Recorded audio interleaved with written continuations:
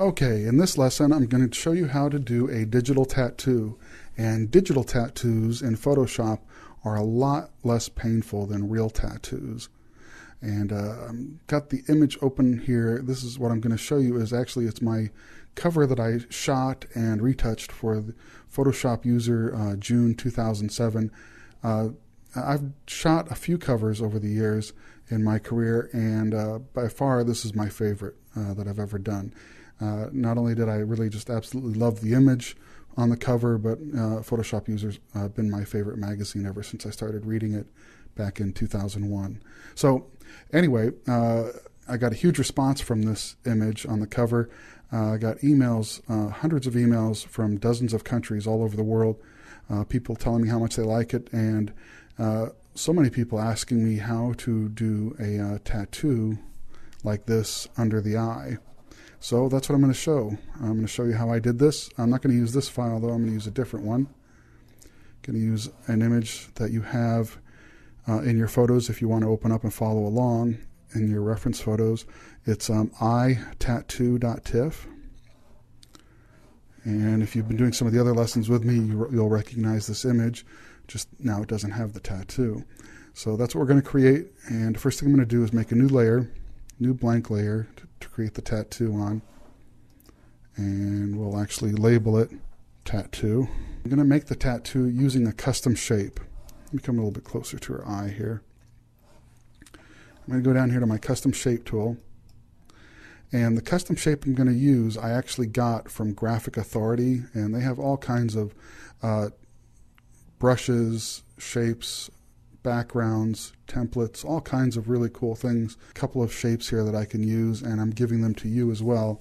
They're on your in your downloads folder in the custom shapes folder that you can use, and you can actually, if you want to load this these shapes up, you can, and just do the tutorial along with me. I'm going to click this one right here.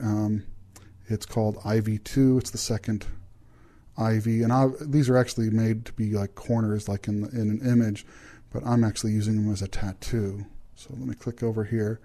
Now I also need to make sure I click on this over here in the upper corner, this third button from the left, the one all the way on the right that says fill pixels.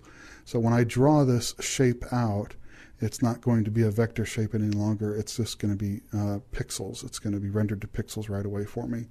And that's what I need for making this tattoo, and because I have to do some blurring to it and such to make it blend in.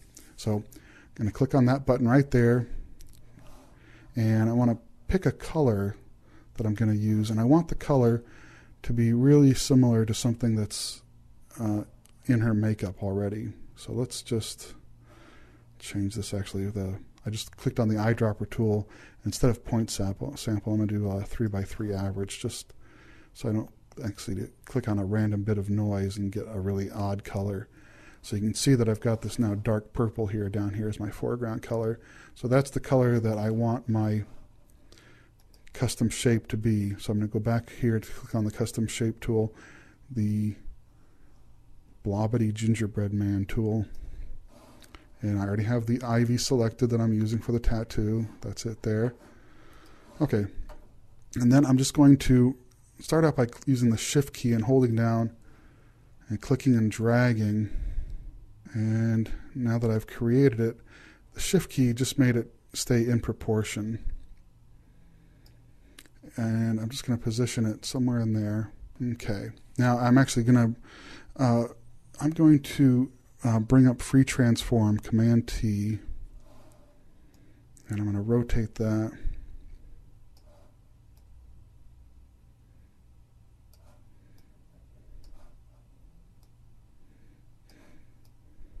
Position it like that. And while I'm actually in Free Transform, I want to do something else to this, to these pixels. I'm going to go in here. I just right-clicked on the Free Transform box, and I go down here to Warp. And I am just going to, this area right here is just going right over her cheekbone. You can see this highlight here on her cheekbone. That means her cheekbone is curved right there. So I want to make this tattoo curve just a little bit So I'm just going to click on this point right here in warp and just drag that a little bit like that. And that will kind of give the impression that this tattoo is curving around her a little.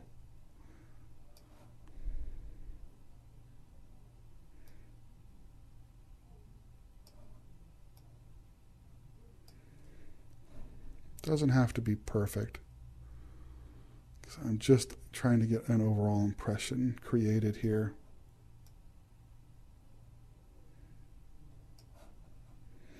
Okay, I'm going to double click. Okay, then there we have our tattoo. Now, obviously it's a little too intense right now, and we're going to fix that by using a blending mode of my layer and also adjusting the opacity. There's a few different blending modes that I look at. I always look at multiply, take the opacity down, and that's not bad, but I think there's a better one. And sometimes I'll use 2 layers in conjunction. Also, I always look at pin light, and pin light creates kind of a nice effect too. It's a little bit lighter. What I'm going to do is I'm actually going to do 2 layers of this tattoo. I'm just going to hit Command J to duplicate that layer. So now I have a tattoo copy layer, and it's still set to pin light up here, but I'm going to switch this now to multiply. Okay, now I'm just going to play around with the opacity of both of these layers.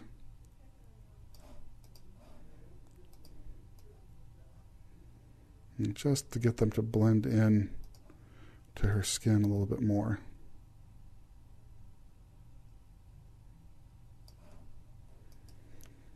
And that's not bad. Cool. You know what? They both look a little too sharp. So what I'm going to do, let's see which one's the most. Let's do, I'm going to click on that tattoo copy, the one on the top, and I'm going to actually just run a little blur on that. Really, really slight.